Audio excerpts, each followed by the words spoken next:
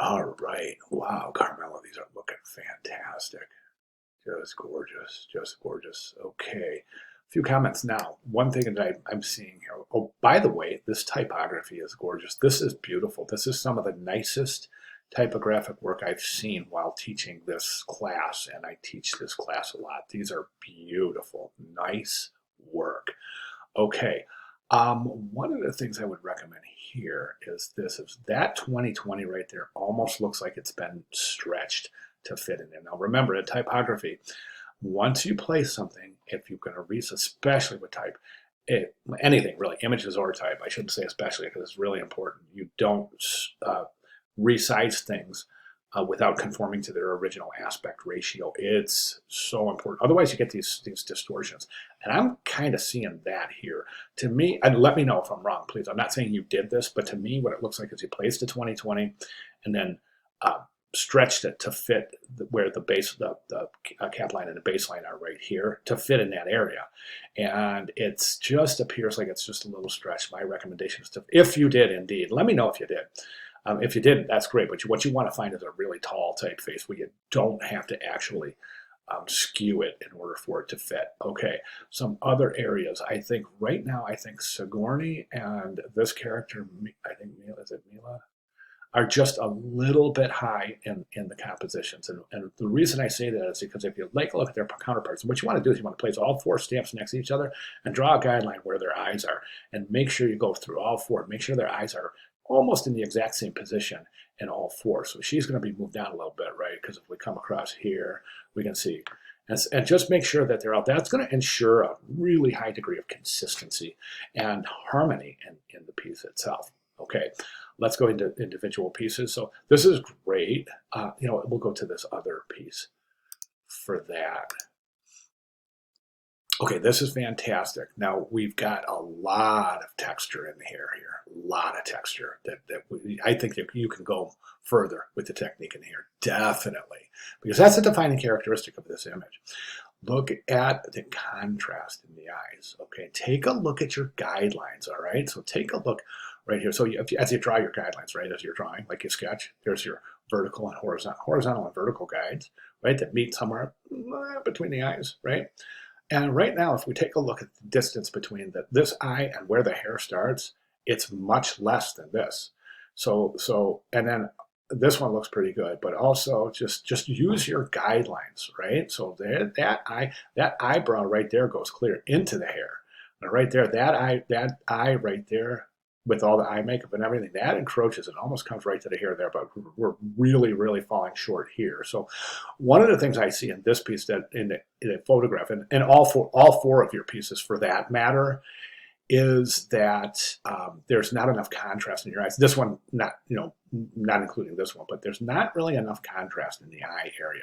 So really, you want to go in there. The first place the person who's looking at this is they're going to hover around the eyes. So you really want the eyes to be super well developed.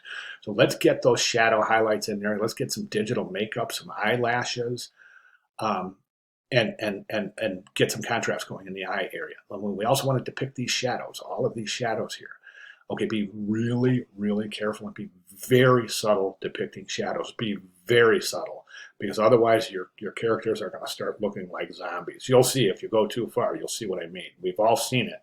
It's an unsettling kind of technique, but you want to be really careful. Just go very, very subtle on your shadow areas. Okay, so for instance here, there's a big shadow right here. Light source here is over here somewhere, but we're not depicted here. We see some texture in the hair. That's great, but these shadows right here kind of define this image. So again, just be really subtle with your shadows.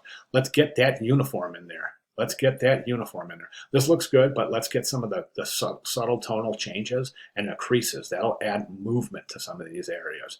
Same thing with this. The creases in the clothes are going to add movement. Let's get that hair textured, shadow highlight. Just keep working. Keep working. You're doing great. This looks fantastic, but again, we got to get some of this contrast in here.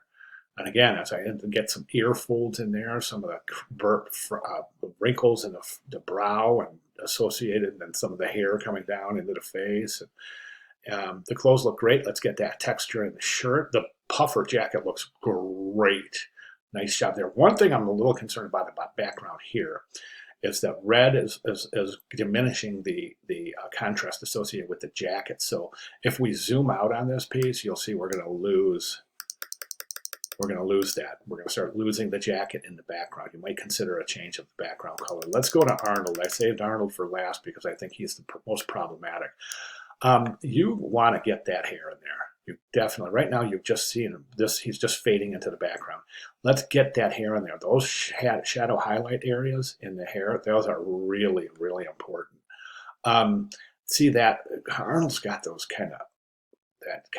those lines around the mouth right there. We wanted to pick those. He's got that kind of sunken, really definitive cheekbones in this area right here that are defined by these shadows. Get that in there, definitely. I think that, the leather coat, definitely. You want to get some of those studs in there. That leather coat was a very, very defining characteristic. Now, one of the things I'm seeing in this piece is that you've gone too far with the shadow areas. And again, he's starting to look a little cyborg here, right? I mean, more so than what we would think. But yeah, so this is just done. This is too prominent. Shadow area here is just too much. This is exactly what I'm saying is you really, really want to take it easy on the shadow areas, because if you go too far, we're going to end up looking like zombies. We got, and then also watch do your facial marks, do your horizontal and vertical marks so that we can start measuring. Like for instance, that right now the distance between the top of the glasses and where the hairline starts seems to be a little bit more here. All right. And then the sides of the hair too, if we look at where the sides of the hair start to curve in, we can see that it's almost guided right by the glasses, right? So here they're not. Okay, so watch your marks, watch your measurements. Other than that, it's just a really fantastic start. I mean, beautiful work. This is going to be a good piece. Little things like this. See those little shadows right there in the holes, on the top of those holes right there. Little things like that, and just really, really pay attention here to detail. That's the main thing.